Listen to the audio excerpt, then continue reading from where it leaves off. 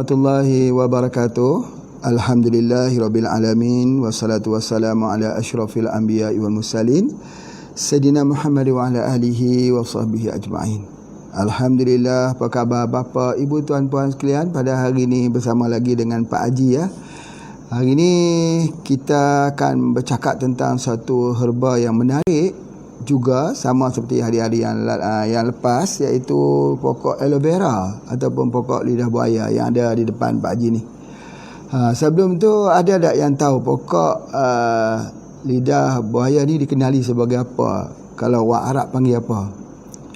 Ini dipanggil as-sabrun hakiki ataupun sabrun hakiki.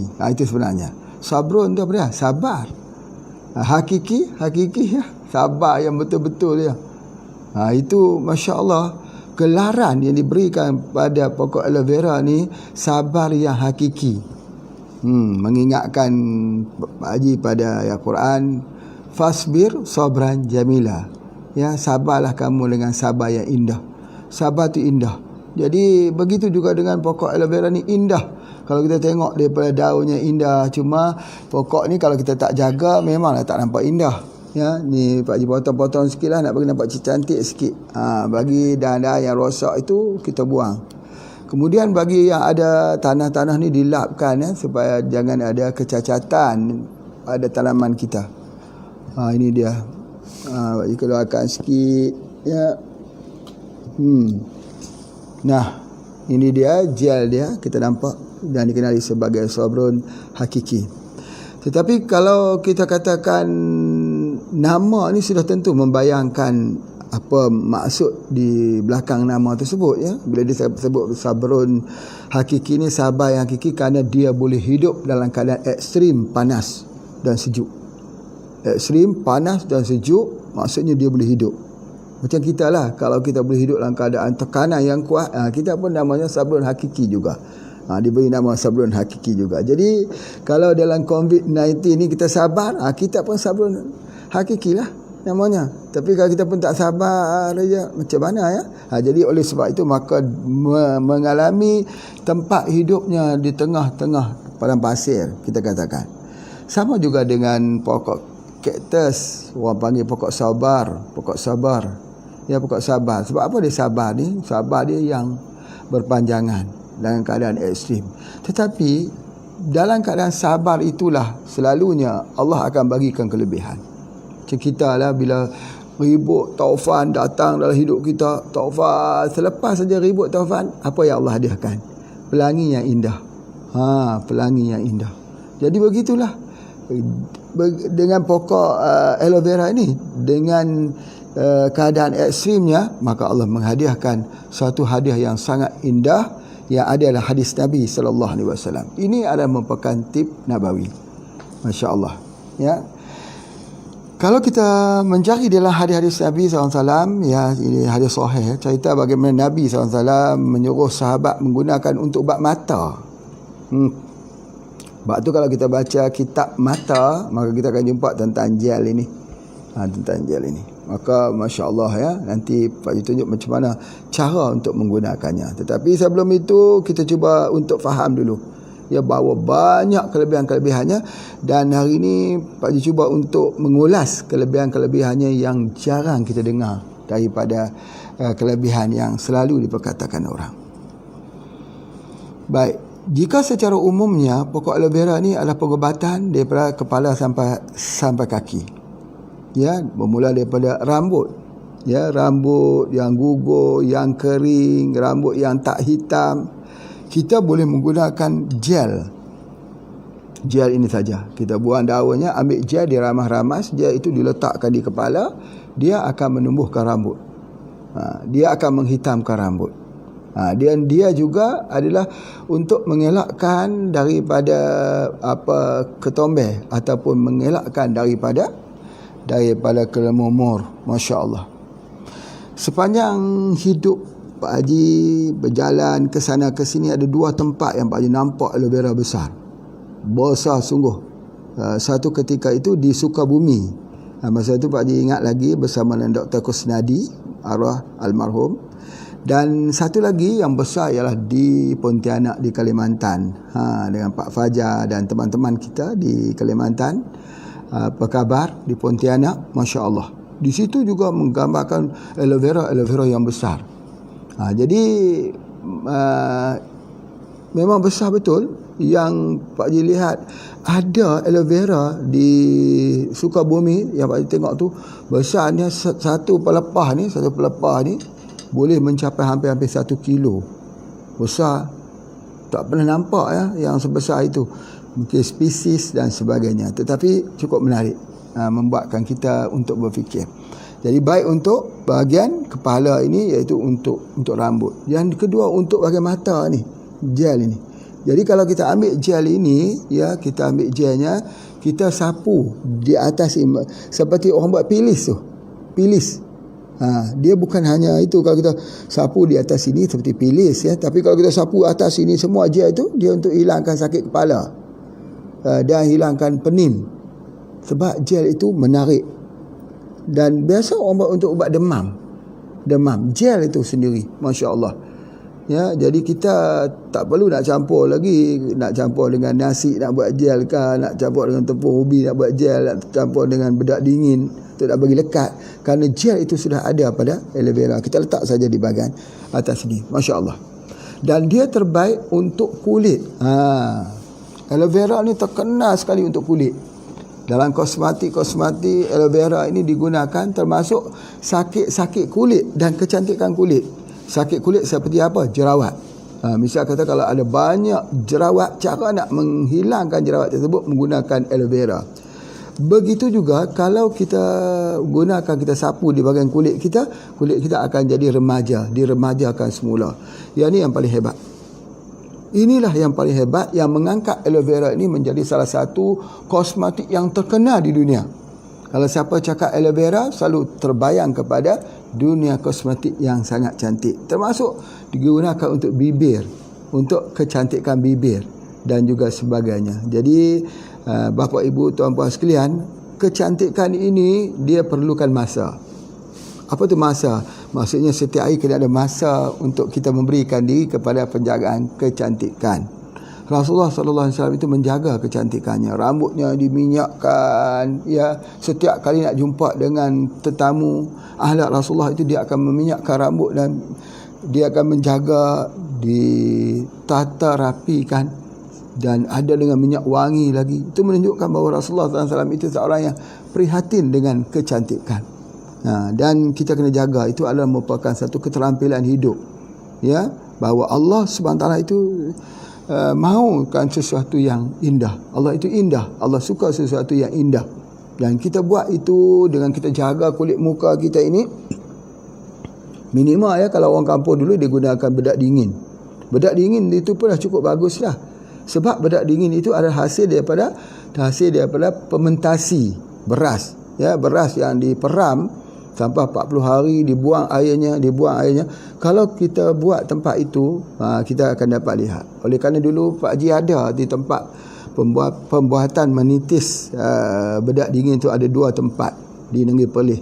Satu tempat itu diusahakan, iaitu di Panggas, ada satu tempat nama Panggas dekat dengan Cuping.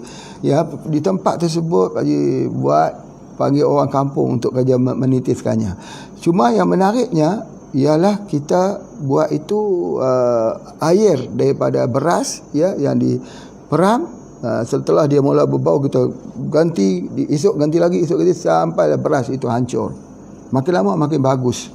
Ada yang berbulan-bulan, ada yang mengambil masa 4 hingga 5 bulan, 6 bulan pun ada. Jadi beras yang hancur itulah yang dititiskan menggunakan daun pisang. Daun pisang tu diambil, dititiskan.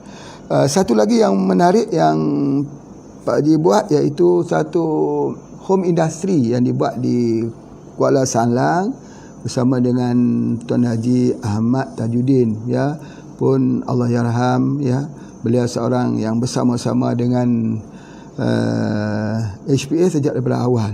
Masya Allah, beliau menyediakan rumah beliau itu untuk dibuat tempat menitiskan bedak dingin ini atau bedak sejuk ni.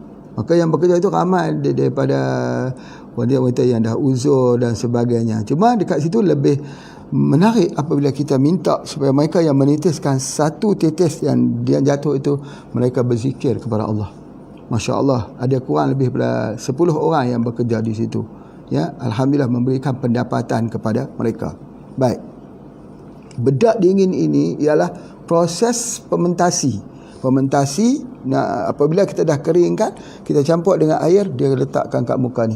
Bila kita letakkan dekat muka ini, maka dia telah menjadikan ada bakteria-bakteria baik, good bacteria. Jadi sebab tu bila kita sapu saja ni, dia hidup. Bukan bakteria, ya, dia panggil yeast. Yeast. Yeast itu kita faham, ada bakteria, ada virus, ada yeast. Yeast itu sama seperti ragi lah, seperti tempe ada yeast. Begitu juga dalam bedak sejuk. Bedak sejuk ni ada yeast. Jadi bila kita sapu ke muka kita tu, maka perkembangan yeast itu membuatkan kulit muka menjadi tegang. Sebab tu orang tua-tua dulu waktu malam dia akan letak begitu. Kita hari ni sudah tak ada lagi lah orang pakai kita, dia pakai krim dan sebagainya. Krim apa? Krim aloe vera. Betul. Itu adalah antaranya. Jadi insya-Allah di Pak Haji juga sedang membangunkan satu produk yang dibuat daripada aloe vera. Tak perlu kita pakai es krim, dia hanya pakai spray. Ya, pakai spray saja. Hasil daripada satu konsep vibration. Ya, itu lagi menarik. Nanti insya-Allah akan kita perkenalkan. Sikit masa lagi. Baik, kemudian yang kedua ialah apabila kita guna aloe vera ini untuk kulit. Dia mengelakkan daripada kekeringan. Banyak kulit-kulit yang menjadi kering. Bila kering, dia akan cepat tua. Kering, cepat tua. Kemudian ada penyakit-penyakit kulit seperti eczema ataupun psoriasis. Ya, penyakit-penyakit ini juga diubat menggunakan gelnya. Menggunakan gel daripada aloe vera ini. Masya Allah, lidah buaya ni. Baik, seterusnya kalau kita gunakan dia sebagai jus, ini sangat menarik sebab dia adalah pencahar, dia adalah pelawas yang sangat baik. Kalau kita ambil dia untuk memudahkan buang air besar dan memudahkan juga untuk kencing sebagainya. Ini berlaku apabila sudah usia kita sudah usia lansia. Orang yang usia lansia ini masalahnya sembelit, kencing, dan dia akan merosakkan banyak gangguan daripada buah pinggang. Jadi cara untuk merawatnya ialah aloe vera. Aloe vera digunakan. Ya, jadi kita boleh gunakan gel aloe vera ini, dibuat dia sebagai air minuman. Dibuat dia sebagai minuman untuk tubuh badan kita. Nanti akan Pak Haji terang cara membuat minuman tersebut. Itu yang pertama. Kemudian apa juga yang Pak Haji nak sebutkan lagi daripada aloe vera ini, boleh juga kita gunakan untuk orang yang ada masalah buasir, minum juga. Dan paling bagus untuk luka. Paling bagus untuk luka. Ini macam yang Pak Haji buat macam ni. Kalau ada luka, misalnya ada luka kena benda yang tajam, masya-Allah ya. Tunjukkan luka kena benda yang tajam. Kita belah dua macam ni. Lihat macam ni. Lepas tu kalau ada luka, kita letakkan saja dekat situ. Letakkan dekat situ lukanya. Dengan sendiri dia ada satu bahan yang menarik sel-sel darah untuk memperbaiki luka dekat situ. Kita letakkan begitu. Begitu juga kalau orang ada luka terbakar. Jadi dalam pengobatan herba ni, luka terbakar tidak ada yang lebih baik daripada aloe vera. Kalau ada aloe vera, alhamdulillah boleh sangat baik untuk luka terbakar. Lihatlah, kita hanya belah saja, kita letakkan situ saja. Subhanallah. Ini luka. Begitu kalau luka di dalam perut, macam mana? Luka tokak lambung ataupun luka ulcer di dalam perut, begitu juga kita buat minuman. Kita minum daripada aloe vera. Itu yang kita gunakan. Tengok ya, begitu ringkas sekali kita gunakan. Okey, kemudian selain daripada luka, ya, dia juga digunakan untuk sakit sendi. Sakit sendi. Gel ini kita boleh gunakan untuk gout. Untuk gout, masya-Allah ya. Pak Haji lihat banyak sekali di Pontianak ya. Pontianak boleh ambil gel tersebut untuk gout ya, untuk disapukan kepada orang sakit gout atau orang yang sakit sendi. Sakit sendi atau orang yang ada masalah dekat lutut tu. yang bunyi kat lutut sebagainya. Sebab apa? Sebab kekeringan. Jadi menggunakan gel ini adalah sangat-sangat baik untuk menghilangkan sakit daripada sakit-sakit sendi. Itu yang Pak Haji nak sebutkan. Kerana apa? Dia adalah anti radang. Pak Haji dah sebut dah anti radang. Kalau untuk minum boleh juga kita gunakan ni anti radang, pati kurma. Dan yang kedua, minuman menggunakan untuk anti radang boleh gunakan aloe vera. Sangat bagus. Sangat-sangat baguslah kalau kita proses dia. Pak Haji sebut dia excellent lah. Dia satu excellent. Nanti akan kita terang macam mana cara menyiapkan. Kemudian bagi orang yang ada masalah darah haid sakit ketika kedatangan darah bulan, dia sakit. Jadi macam mana dia nak hilangkan kesakitan ketika datang darah bulan itu adalah aloe vera. Ya, aloe vera ni bukan hanya untuk itu, tetapi dia mengelokkan rahim, dia menyihatkan rahim. Apatah lagi bagi mereka yang tak tahan rahimnya itu selalu gugur. Ya, selalu gugur dan susah untuk hamil. Susah untuk hamil itu disebabkan rahim itu panas. Rahim itu jadi radang. Banyak cerita ni. Orang yang susah hamil ini sebab itu dia tak boleh ambil udang yang kecil-kecil tu. Udang yang kita buat terasi, udang yang halus-halus itu, udang laut maksud Pak Haji. Kalau kita ambil dia sebab udang tu terlalu panas. Bagi orang yang ada masalah rahim itu panas, dia susah nak dapat. Susah dia nak hamil. Jadi oleh sebab itu cara dia mesti adalah untuk menyejukkan bahagian rahim tersebut. Macam mana? Kalau di tempat Pak Haji ada satu mitos lah.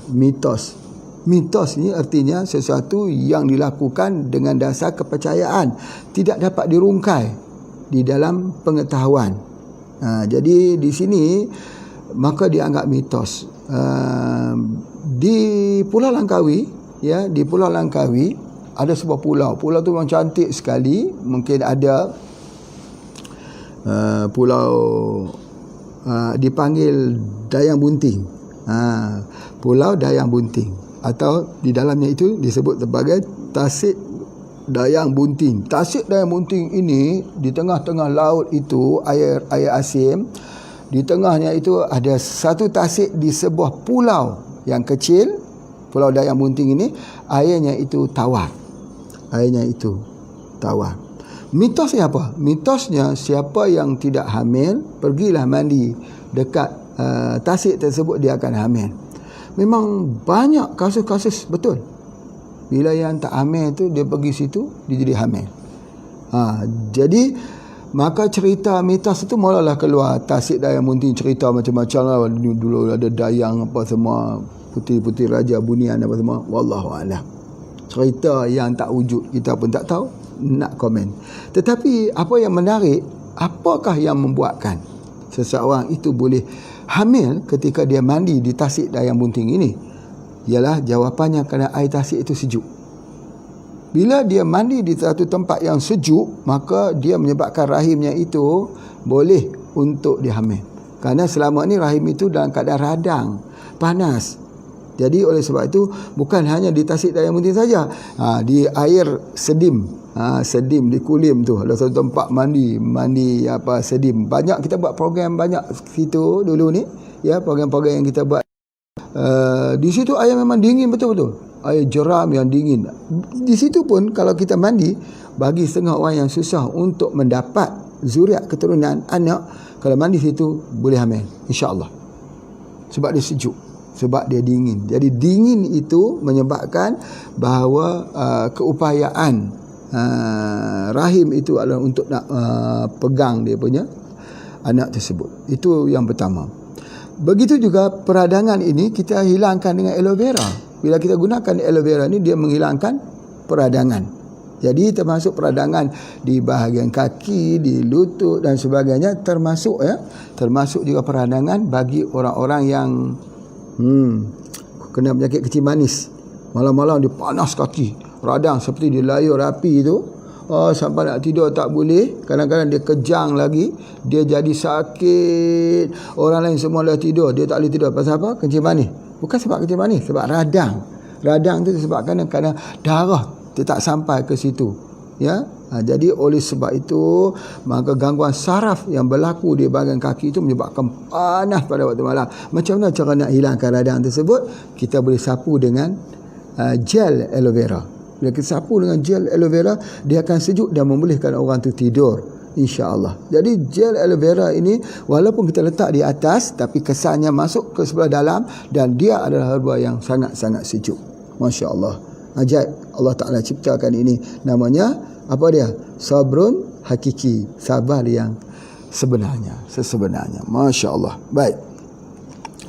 Kemudian juga sebenarnya kalau kita minum dia meningkatkan lagi keupayaan kesabaran, betul, untuk keupayaan menahan tekanan. Jadi kalau ada tekanan dalam tekanan hidup, kalau kita minum dia akan kuat. Bapak Ibu sekalian, kita begitu saja.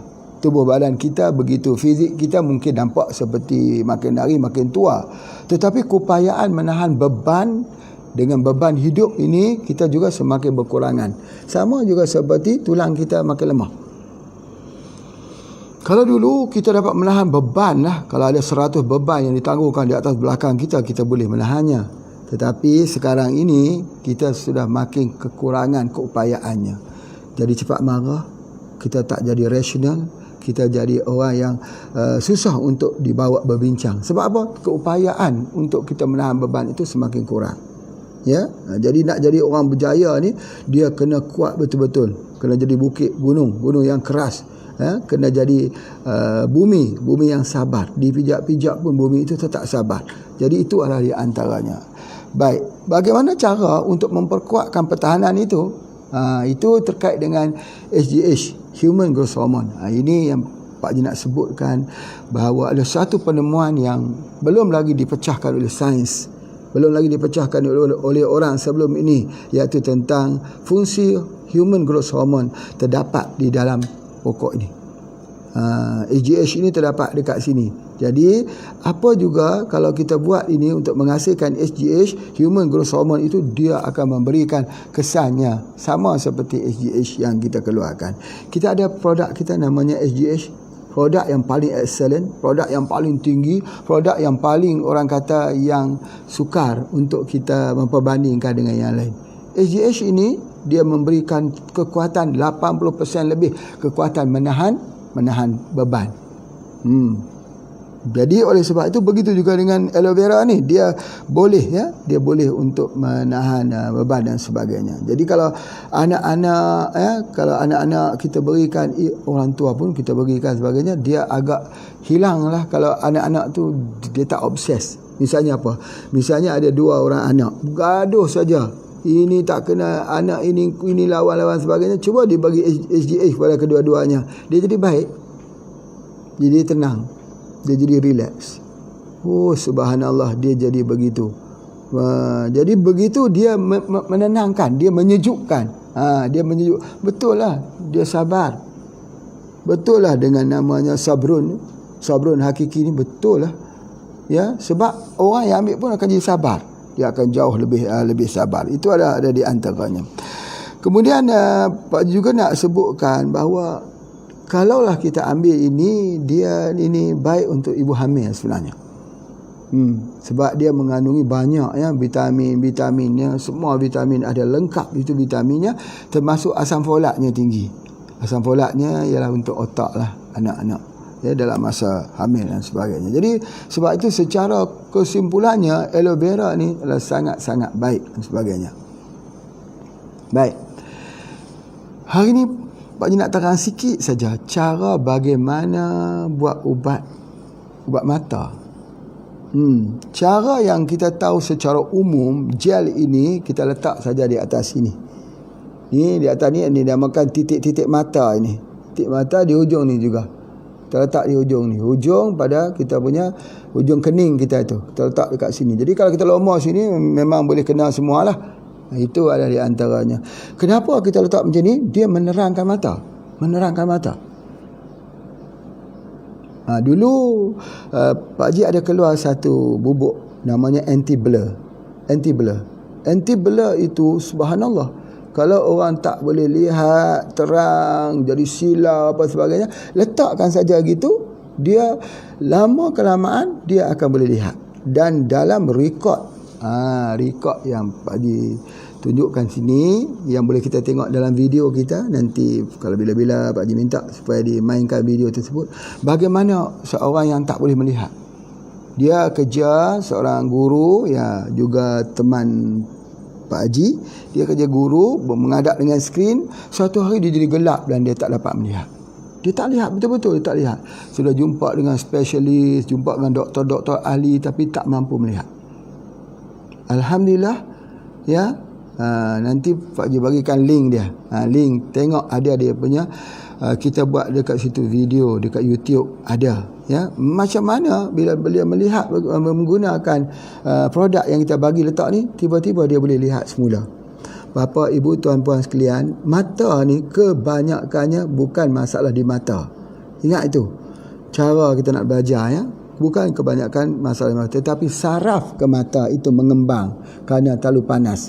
Apalagi kalau tengok handphone saja, dia jadi blur, jadi silau, dia jadi gambar dua, ya. Jadi kita kena letakkan gel ini dekat sini.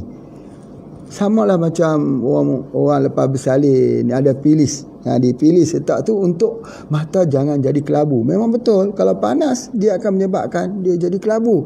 Macam mana cara nak hilangkan panas? Ya, ambil gelnya saja. Boleh ambil terus ni? Boleh ambil terus ni. Cumanya kalau kita ambil spesies macam ni, dia punya gel dia sedikit dan dia tu agak sikit bau sikit lah. Tapi kalau kita ambil yang besar tu, itu yang terbaik. Itu yang terbaik. Spesies yang besar tu. Jadi insya-Allah, ya, bagi kita yang ada itu adalah antara yang baik lah, masya-Allah. Baik, satu lagi yang Pak Haji nak cerita ni, yang mahalnya, yang mahal, yang penting maksudnya ialah untuk merawat penyakit hypothyroid. Thyroid yang sampai bengkak yang Pak Haji biasa jumpa bengkak besar-besar ni. Sebab apa bengkak tu sampai dia macam tu? Sebab apa bengkak tu? Dia kata hypothyroid. Asal saya panggil hypothyroid. Sebab apa? Sebab kekurangan iodin. Ya, bila dia kurang iodin, maka kelenjar tu akan cuba membesarkan. Besar-besar yang besar begitu.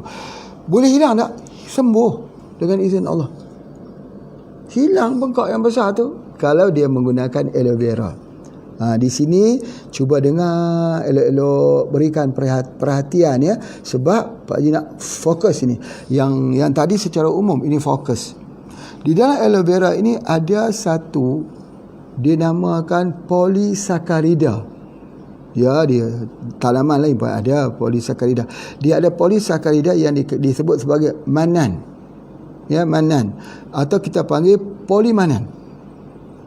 Bila Pak Haji sebut tentang polimanan, itu ialah polisakarida yang ada di dalamnya. Fungsinya apa? Ini yang paling pentingnya. Fungsinya ialah untuk penyerapan. Serap apa? Untuk nak menyerap iodin. Orang yang ada masalah hypothyroid ialah kerana kekurangan iodin. Iodin tu boleh ambil daripada makanan-makanan laut juga dan sebagainya, tetapi dia tak boleh serap. Apatah lagi orang yang tinggal dekat gunung. Orang yang banyak yang kena penyakit hypo ni kurang hormon tiroksin ini, kebanyakan mereka yang tinggal di gunung-gunung. Tapi yang tak tinggal kat gunung pun jadi juga. Sebab apa? Sebab penyerapannya yang tidak bagus. Malabsorption. Jadi kerana dia tak dapat serap. Macam mana nak bagi badan kita boleh serap? Macam mana? Dia adalah aloe vera. Jadi bila kita gunakan saja aloe vera, kita minum aloe vera, maka dengan otomatisnya dia boleh menyerap, maka hilanglah penyakit masalah hypothyroid ini. Masya Allah. Jadi oleh sebab itu Pak Haji nak mencerita sikit dia punya kesan. Mungkin kita tak tahu kata orang tu ada hypothyroid atau tidak. Yang pertama, kerana kekurangan hormon tiroksin ini menyebabkan orang tu obes, gemuk. Ya, dia gemuk tu sebab dia tak boleh memproses. Prosesnya perlahan. Bila dia proses perlahan, dia jadi letih dan dia jadi tak kuat. Dia kerja sikit dia penat, dia kerja sikit penat. Sebab apa? Sebab makanan yang dia ambil itu dia tidak boleh diproses. Ya, dia lambat dia punya proses sebab dia ada sedikit. Jadi kebanyakannya kalori makanan itu kerana dia tak kuat diproses, dia bertukar jadi lemak. Itu yang dia jadi sikit obes. Itu ada di antaranya. Yang kedua, dia otot dia jadi lemah. Dia jadi lelah, dia jadi letih, dia jadi capek cepat. Itu adalah salah satu juga daripada kekurangan iodin. Masya Allah. Yang seterusnya, kita lihat keguguran rambut. Banyak orang tak sedar bahawa kekurangan rambut itu salah satu daripada permasalahan daripada kekurangan iodin. Hypothyroid. Masya Allah. Begitu juga dengan kulit, ya, kita akan lihat bagaimana kulit ini jadi kering. Banyak orang juga sebut, kenapa kulit saya kering? Ya, dia tak mau jadi lembap. Kenapa? Kerana kekurangan daripada iodin.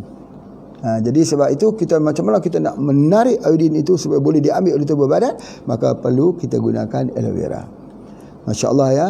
Pak Haji berhenti sebentar untuk tengok iklan yang telah disediakan ini. Silakan.